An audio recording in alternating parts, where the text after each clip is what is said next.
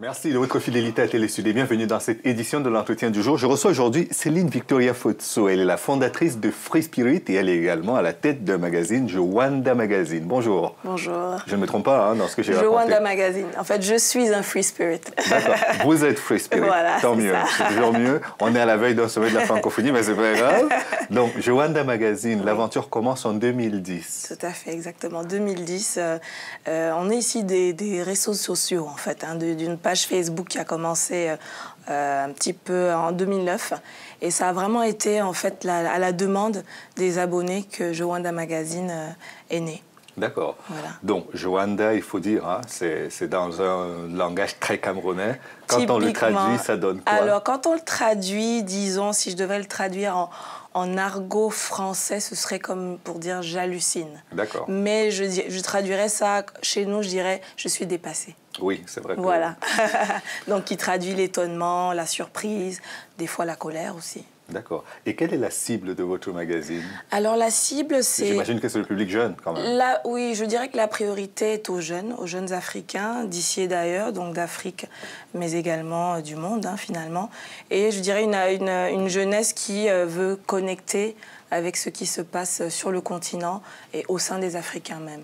Quand vous créez une entreprise qui est quand même très basée sur Internet, oui, ayant connu cette bulle Internet qui a explosé à un certain moment et sur laquelle très peu pariaient après cette explosion de la bulle, vous êtes sûr que ce sera un bon marché, un bon parti? Alors, c'est sûr, c'est un challenge.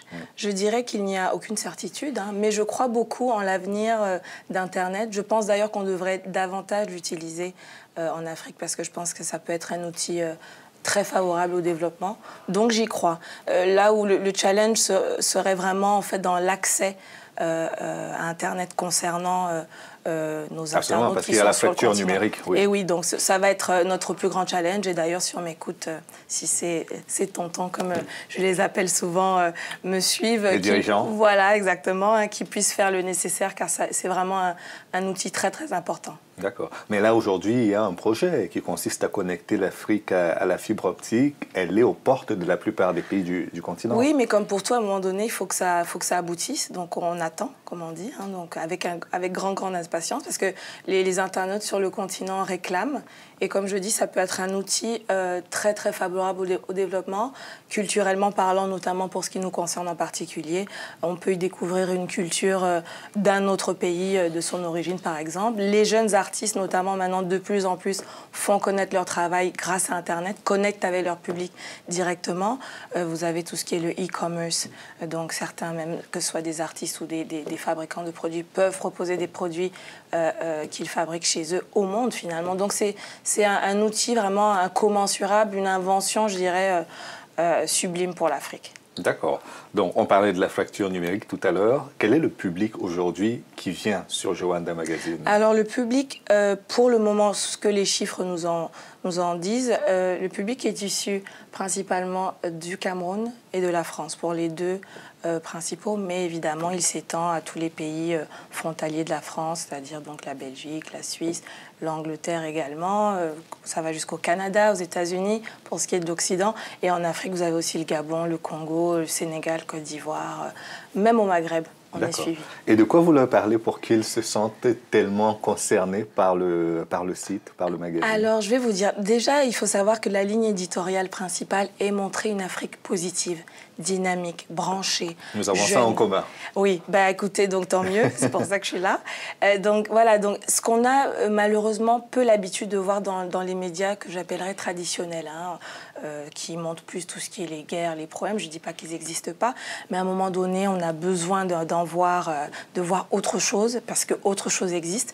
Donc ce qui leur plaît vraiment, c'est de voir qu'il y a des choses qui se font sur le continent, des initiatives, que ce soit, comme je disais, dans la culture, que ce soit des jeunes projets, donc des jeunes entreprises, que ce soit dans l'associatif, que ce soit l'émergence de talents, des graphistes, des informaticiens, enfin voilà. Donc c'est montrer une Afrique dynamique qui crée Hein, donc les Africains sont très très créatifs et justement c'est cette créativité-là qui est intéressante, qui s'adapte un petit peu finalement à nos réalités du continent. Et puis il y a le côté affectif aussi pour ces Africains qui sont hors de chez eux, de reconnecter avec ce qui se passe chez eux et ça aussi, ça c'est très important. Oui, parce que j'ai pu comprendre que vous êtes pour qu'ils retournent par moment. Moi je suis vraiment, je suis une fervente... Vous êtes contre la fuite des cerveaux?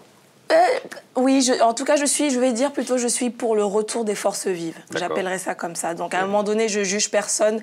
On a tous eu un parcours, voilà, on est parti à un moment donné, mais je pense qu'il est essentiel que ce soit pour le continent, mais aussi pour nous-mêmes, de retourner et de reconnecter au minimum hein, avec le continent, ce qui se fait chez nous. Ça, c'est voilà, je milite pour ça. D'accord, parce que vous-même, vous êtes partie d'ici, enfin partie de France. Oui, on va dire que depuis un an, c'est vrai que j'ai encore les pieds entre les deux, mais je peux dire qu'effectivement, oui, je suis retournée au Cameroun, parce que je pense que tout part de là, tout part de l'Afrique, quoi. Donc, j'ai fait le pari, certains l'appelleront le pari fou, mais je pense qu'il faut...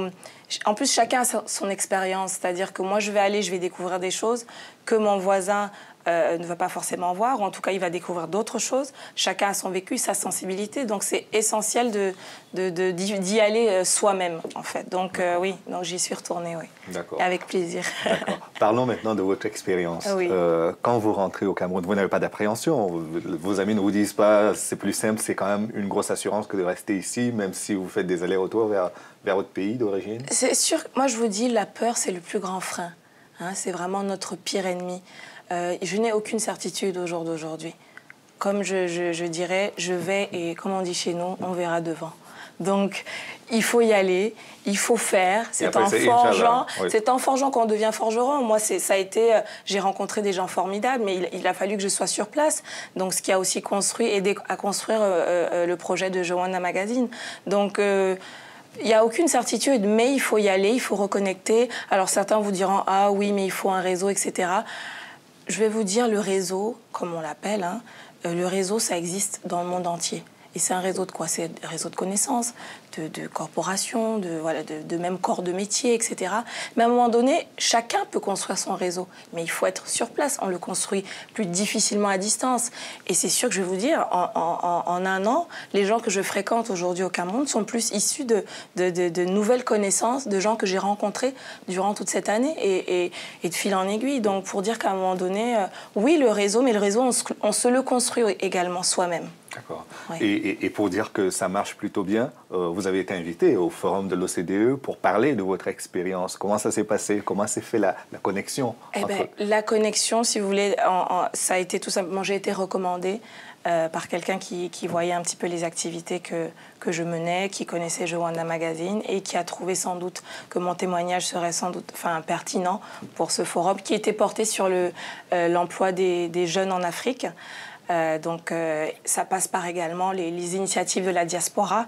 Il y a pas mal de jeunes Africains qui souhaitent s'investir dans le continent et ça passe par également la création d'entreprises.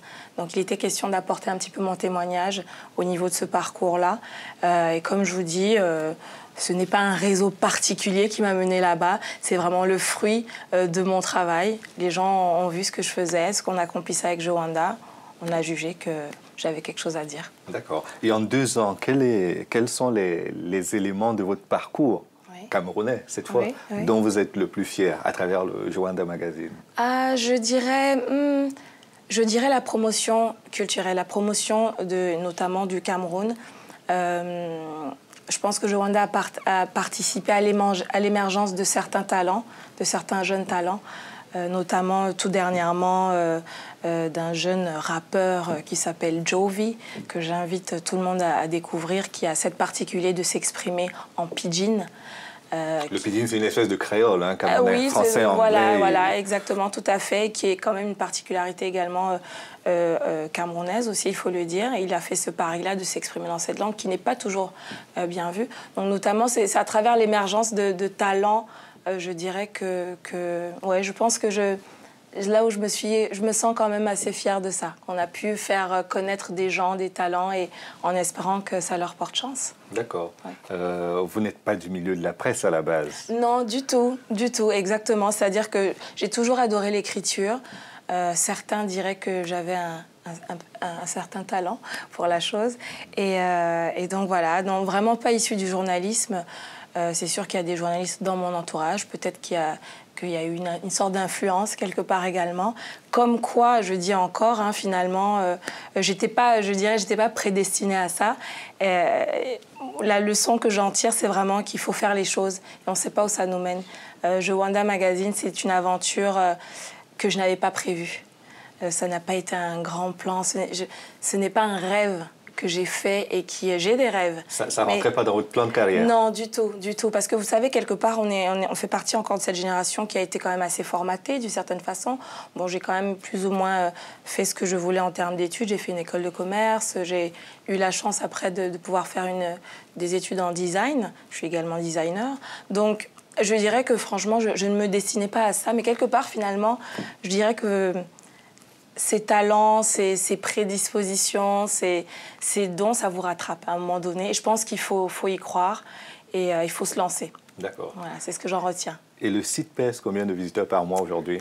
Environ 200 000 pages visitées par mois. Ouais. Donc ça a été...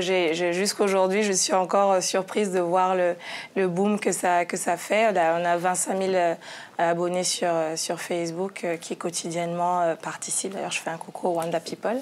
Voilà, donc non, ça a été... Mais en fait, ça répond à une demande. Ça répond à une demande et je pense qu'il y a l'émergence. Il y a une émergence là, de médias un petit peu qui commencent à parler davantage d'une Afrique qu'on souhaite voir. Cette belle Afrique telle qu'elle est finalement. Hein. Il n'y a pas que les mauvais côtés. Donc je pense que ça, voilà, il y a une demande. D'accord. On répond à une demande. Mais quand vous choisissez de vous appeler Jowanda, ça ne vous ghettoise pas un peu? Ça ne fait pas une espèce de tribu au sein d'Internet? C'est une pure affirmation culturelle. D'accord. À un moment donné, voilà, c'est-à-dire que quand Christian Dior, pour parler d'un Français, et je fais exprès de parler d'un Français, décide d'appeler sa marque Christian Dior, il véhicule quelque chose. On ne lui demande pas après pourquoi Christian Dior. Bon, c'est sûr, c'est son nom, mais ça véhicule quelque chose. Donc, à un moment donné, il faut prendre le pari de se dire, voilà, on passe un message. Et moi, j'ai bon espoir que mondialement, à un moment donné, les gens puissent dire, Jowanda, voilà, qu'on aille en Chine, qu'on aille aux États-Unis, et qu'on puisse... on emploie bien certaines expressions françaises. Sûr, oui. Donc, pourquoi pas un jour, on parle bien anglais, il y a bien des choses qui se disent. Donc, pourquoi pas, moi, j'ai ce rêve-là, pourquoi pas? Donc, c'est vraiment une pure affirmation culturelle. Certes, c'est une expression camerounaise au départ, mais pas mal d'Africains l'emploient désormais également aujourd'hui.